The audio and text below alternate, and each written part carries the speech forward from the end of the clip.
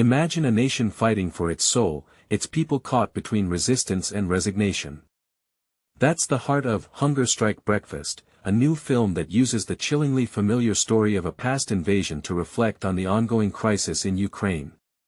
But here's where it gets controversial: is it possible to truly understand the motives of those who resist oppression, or are there always hidden, personal agendas at play? Lithuanian writer-director Karolis Kaupinis, known for his insightful explorations of national identity and historical trauma, is back with Hunger Strike Breakfast. This film, which recently premiered at the Warsaw Film Festival and is featured in the Baltic Film Competition at the Tallinn Black Nights Film Festival, PFF, isn't just a historical drama, it's a cinematic metaphor for the Russian invasion of Ukraine. Kaupinis' previous work, Nova Lithuania, was Lithuania's Oscar submission in 2021, delving into the anxieties of the interwar period and the struggles of post-Soviet nations. Hunger Strike Breakfast builds on this foundation, examining the complex motivations behind collective action. The film is set in the aftermath of the January 1991 Soviet invasion of Lithuania, a time when newly won independence was brutally challenged. Soviet troops seized control of the Lithuanian radio and TV headquarters in Vilnius, leaving hundreds jobless and the nation in turmoil. The official synopsis sets the stage: thousands of Lithuanians took to the streets to protest against advancing Soviet forces. We meet Mykolas, once a director, now stripped of his purpose, Daiva, a respected announcer determined to resist, and Sigis, a young actor eager to help, despite the personal cost.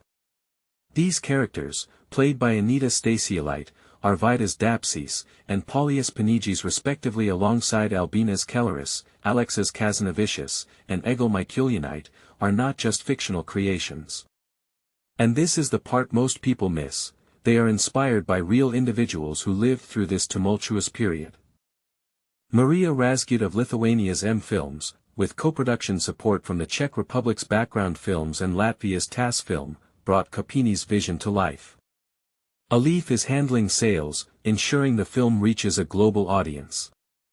The PFF website encapsulates the film's emotional core: in the darkest moments, people long for a hug or a simple conversation, even when the future remains uncertain. It's a statement that resonates deeply in our current global climate. Kaupinis, speaking at the Tallinn Festival, explained that the film is rooted in his own childhood memories of the 1991 invasion.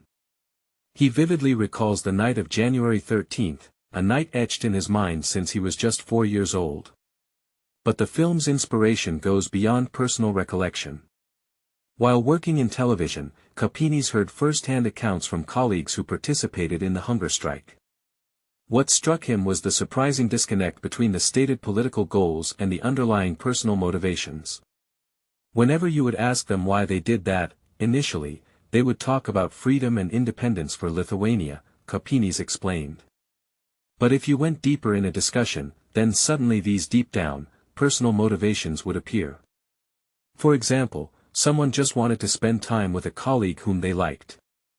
And some just had a miserable life at home and just wanted some place and reason to get out. Underlying the fight for freedom, Kaupinis argues, were often miseries, hidden secrets, longings. He sees this as a reflection of the colonization of the mind, where true feelings and desires are suppressed. Kaupinis explicitly connects the Lithuanian experience to the current situation in Ukraine. He sees the film as a metaphor for the broader geopolitical landscape. The besieged TV headquarters represent Ukraine, while an indifferent apartment building across the street symbolizes Western Europe.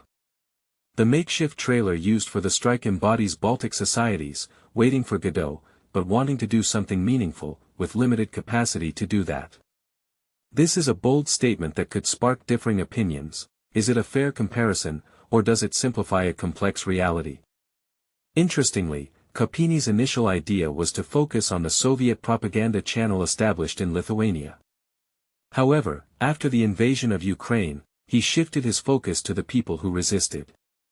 He drew inspiration from the stories he heard, creating characters like Daiva, who is a composite of two real women. Beyond filmmaking, Kaupinis himself has been involved in political protest, attending demonstrations against Lithuania's current ruling coalition, which includes parties with pro-Russia leanings. He warns of Moscow's hand in attacks on creatives and cultural institutions. Looking ahead, Kaupinis' next project will explore the dynamics within a monastery in provincial Lithuania, seeing it as a microcosm of a divided world. He notes that his conversations with priests have revealed that the same societal divisions exist within the church itself. Why do you expect the church to be different? He asks, highlighting the universality of human conflict. Hunger Strike Breakfast raises profound questions about the nature of resistance, the complexities of human motivation, and the enduring legacy of historical trauma. Does understanding the personal motivations behind resistance diminish the importance of the political cause? Can art truly serve as a metaphor for real-world conflicts?